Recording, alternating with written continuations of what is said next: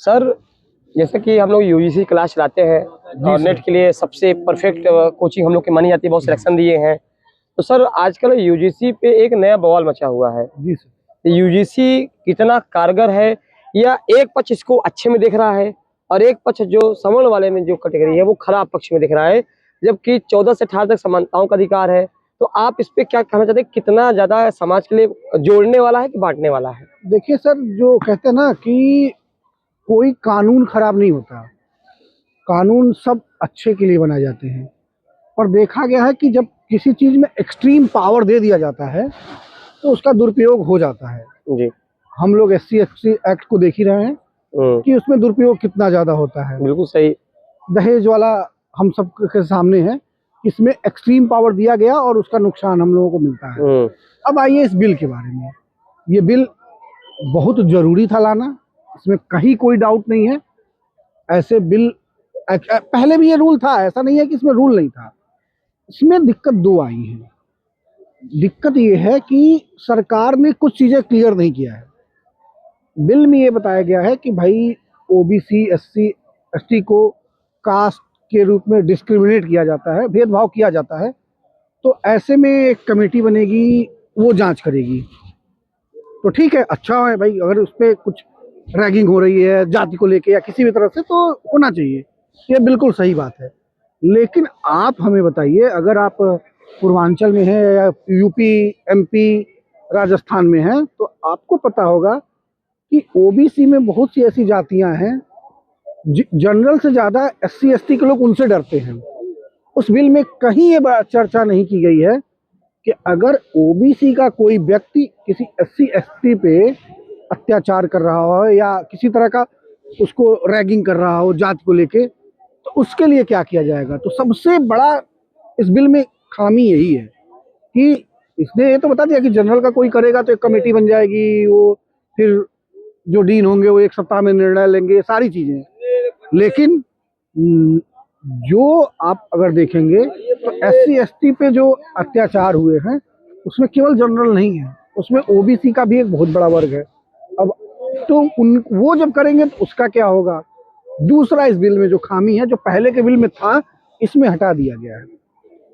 अगर जैसे मान लीजिए कि हम और आप हैं जी, मान लीजिए कि आपका नाम है प्रभाकर और आप SC कम्युनिटी से बिलोंग करते हैं, हम लोग दोनों लोग हैं, कोई प्रोजेक्ट साथ में किए, किसी कारण से भाई जब दो लोग काम करते हैं सर, तो कभी ऐसा नहीं हो सकता कि दोनों को बराबर मिले। कुछ लोग किसी को पसंद करते हैं, कुछ लोग किसी को, हमें को। अब किसी भी कारण से हमारी प्रसिद्धि बढ़ गई तो आपने हमारे खिलाफ एक कंप्लेन कर दिया। हमें जो अभी हमारी क्लासेस बाधित हो गई, हम नहीं कर पा रहे हैं, जांच हुई तो पता चला आपने फर्जी किया था। ऐसे में पहले सजा का प्रावधान था झूठी कंप्लेन पे, वो हटा दिया गया। तो ऐसे में आप बताइए कि इसके मिसयूजेस के चांसेस बहुत ज़्यादा बढ़ जाते हैं। बिल्कुल बिल्कुल। हम ये नहीं कह रहे हैं कि आप जितना सजा गिल्टी पे मिले उतना ही मिले, 50% कर दीजिए कि भाई अगर उस बच्चे को अगर झूठी करवाता है तो उसको 1 सप्ताह के लिए, 1 महीने के लिए, और जो दंड है उसका आधा कर दिया जाए। तो उससे क्या होगा कि जेन्युइन केस ही आएंगे। बट ये दो प्रोविजन हैं जो इस पूरे से, और आक्रोश भी इसीलिए है, कोई भी सर जनरल का व्यक्ति मुझे आप नहीं मिला सकते जो इस बिल के खिलाफ है। इस बिल में जो दोहरा मापदंड है, जो मैंने आपको बताया जी, कि भाई अगर OBC का व्यक्ति, मान लीजिए, ठीक है, कोई भी व्यक्ति जो OBC, आप जाएंगे कि बहुत ऐसे कास्ट हैं अगर अपने पूर्वांचल में कि वो ब्राह्मण के यहाँ रह जाएंगे, ठाकुर के यहाँ भी बात कर लेंगे, लेकिन कई ऐसे OBC के लोग हैं जो उनके यहाँ नहीं वो लोग पसंद करते हैं।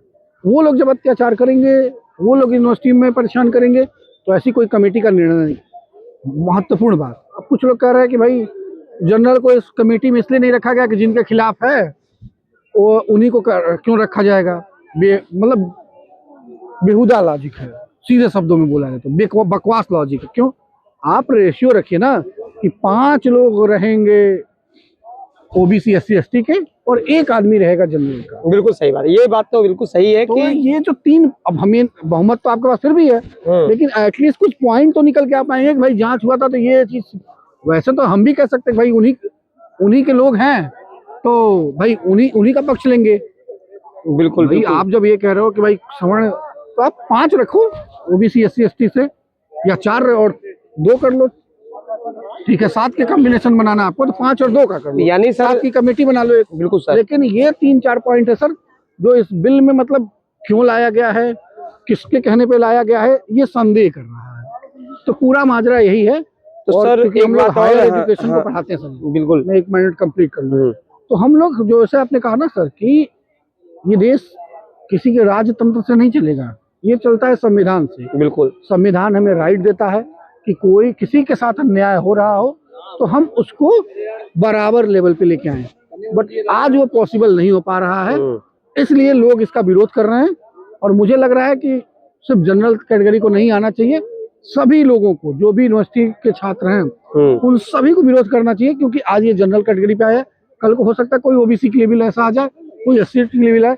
सरकार ऐसे ही अगर काम करेगी, अब वहाँ बैठे लोग AC कमरे में बैठ रहे हैं, उनको आइडिया ही नहीं है कि भाई कितने, अगर आप एक डेटा निकाल के देखोगे तो जो मैंने आपको आंकड़ा पहले बताया उसमें आपको मिलेगा कि ऐसा नहीं कि जनरल वालों ने ही परेशान किया SC वालों को, तो ये मामला है। तो सर जैसा कि मैं देख रहा हूँ कि आपने जो बताया अभी तक तो ये सोशल में था, लेकिन अगर मैं देख रहा हूँ कि सोशल मीडिया पे जो कल से मचा हुआ है, अब एक ऐसा युद्ध मच गया है सर कि एक पक्ष जो है वह जो सवर्ण वाला पक्ष है वो कह रहा है कि नहीं हम इसका विरोध कर रहे हैं चाहे जो हो जाए, वहीं दूसरा पक्ष कह रहा है अगर ये हटेगा तो हम कुछ भी कर जाएंगे। यानी कहीं ना कहीं ये देखिए राजनीतिक रूप से जो लड़ाने के प्रयास तो नहीं है। नहीं सर, प्रयास नहीं है। देखिए बात ये, देखिए नेता तो हमेशा ही चाहते हैं कि 2 लोग आपस में लड़े जी, और उनका काम आसान हो जाता है। लेकिन मैंने आपको बताया कि बिल हटना तो नहीं चाहिए। मैं तो खुद ही इसके सपोर्ट में हूँ कि ये बिल अच्छा है। इसमें किसी को अगर परेशान किया जा रहा है तो उसको सजा मिलनी चाहिए सर। कोई अपने जात के आधार पर अगर उसको परेशान किया जा रहा है तो इससे ज्यादा विडंबना इस देश की कुछ नहीं हो सकती। लेकिन किसी का जाति जनरल है, उसको सिर्फ इसी वजह से क्या परेशान किया जा सकता है क्या? नहीं नहीं, ये तो दोनों एक ही बात दोनों पे लागू होनी चाहिए। बिल्कुल लागू होनी चाहिए। अगर कोई ओबीसी SC ST से है उसकी जात की वजह से उसको नहीं परेशान करना चाहिए, बिल्कुल सही बात है। लेकिन कोई जनरल का है तो उसको परेशान किया जाएगा क्योंकि वो जनरल है। तो इसमें मैंने आपको कहा कि उसमें सरकार को कुछ नहीं करना है। 2-3 चीजें जो प्रॉब्लम है, एक जो कमेटी बनेगी उसमें 7 मेंबर बना लें, एक जनरल को भी मेंबर, ठीक है। 5 आप रख लो ओबीसी SC ST, 2 आप जनरल को रख लो, बैलेंस हो जाएगा। दूसरा आपको क्लियर करना पड़ेगा कि ओबीसी अगर कोई किसी पे अत्याचार कर रहा है तो उसका क्या होगा। अभी तो मैं अभी बहुत डीप ब्रेकडाउन नहीं किया हूँ। ऐसे बहुत सारे SC कैटेगरी में भी सर हैं, कोई एक दूसरे में बहुत सारे भेदभाव रखते हैं, तो उनमें भी जैसे आपने देखा होगा मुसहर उसर को नाम, बिल्कुल बिल्कुल, ठीक है। तो इन लोगों में भी आपस में भेदभाव है। ऐसे कंडीशन में क्या होगा, तो वो बिल पूरी तरह से क्लैरिटी नहीं है। तो उस बिल में जो खामियां हैं उसको सुधार के फिर से इसको अप्लाई करना चाहिए, बिल हटाना नहीं चाहिए, और ना ही ये पूरा बिल जो अभी है उसको लागू करना चाहिए। नहीं, बहुत अच्छी बात आपने कही। तो इसका विरोध देखिए भाई लोग जो भी साथी हैं, लेकिन जितना विरोध होगा तो सरकार बिल्कुल इस पे एक्शन लेगी, और इस पे संशोधन, हटाने की बात हो ही नहीं रही है, संशोधन की बात हो रही है। मैं बहुत क्लियर करना चाहता हूँ कि हमारी संस्था जो टीचर्स एकेडमी है वो पहले दिन से इस बिल के साथ खड़ी है। लेकिन हम लोग शिक्षक हैं, पूरा जीवन एक ही काम किए हैं। हमारा और क्या काम है सर, हम बच्चे का पेन पकड़ के तो पढ़ाते नहीं है जी। उसके अंदर जो खामियां होती हैं हम बताते हैं कि भाई आपकी प्रैक्टिस की कमी है, आप ना कॉन्सेप्ट मिस कर रहे हो। यहाँ कॉन्सेप्ट मिस किया गया है। बिल्कुल बिल्कुल सही है। तो हमारा कॉन्सेप्ट हम बच्चों को भी बताते हैं और यही बता रहे हैं। हम लोग इस बिल के खिलाफ बिल्कुल नहीं है, इस बिल के समर्थन में है। जो खामियां हैं इसमें हम लोग उसको चाहते हैं कि वो दूर हो, बस इतना ही। चलिए, बहुत बहुत धन्यवाद सर।